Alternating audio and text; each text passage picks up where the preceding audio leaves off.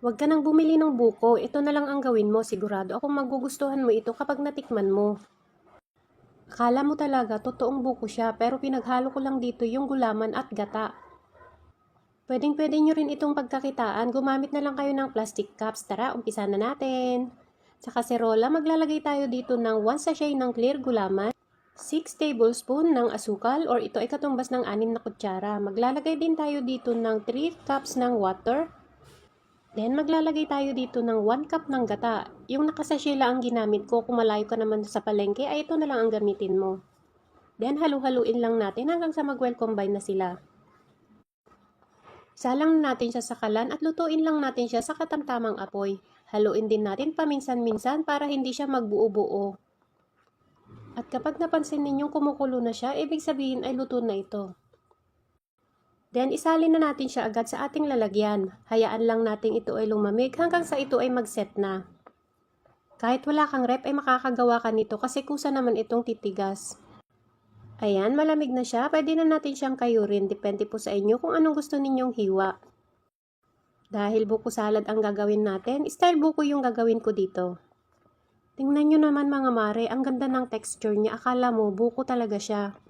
Tansya ko dito ay katumbas ng 4 na pirasong buko kung bibilhin mo ito sa labas. Yung mga malalayo sa palengke at hirap makabili ng buko, ganito na lang ang gawin ninyo, sigurado ako. Uulit-ulitin nyo ito kapag natikman nyo. Siyempre, maglalagay din tayo dito ng kaong, bali 340 grams ito. Then, naglagay din ako ng nata, parehas lang ng 340 grams. Maglalagay din tayo dito ng fruit cocktail, nasa 432 grams lang ito. Ayan, halu-haluin lang natin siya. Pwede rin naman kahit hindi nyo na siya lagyan ng fruit cocktail, maganda rin namang tinan kahit white salad siya. Maglalagay din tayo dito ng half can lang ng condensed milk. Hindi ko ilalagay lahat kasi matamis na yung ating nata de coco at kaong. Kayo na po bahalang mag-adjust ng tamis, depende rin kasi yan sa panlasa ninyo. Maglagay din pala ako dito ng 1 pack ng all-purpose cream. Yan, halu-haluin lang natin hanggang sa mag-combine na lahat sila.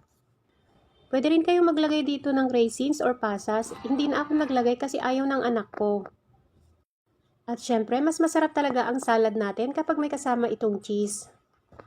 Ginadgad ko pala siya, mas nalalasahan ko kasi yung cheese kapag ganito yung ginawa ko. Hindi ka mauumay kasi nag-aagaw yung tamis tsaka yung alat ng salad. Try nyo na rin mga mare, ang dali lang niyang gawin at ang simple-simple lang ng mga ingredients natin dito. At kung nagustuhan mo ang ating recipe ngayon, pwede pong pakipusuan ang ating video at mag-comment din po kayo sa baba kung taga saan kayo para ma-shoutout ko po kayo sa susunod ng ating video. Tikima na!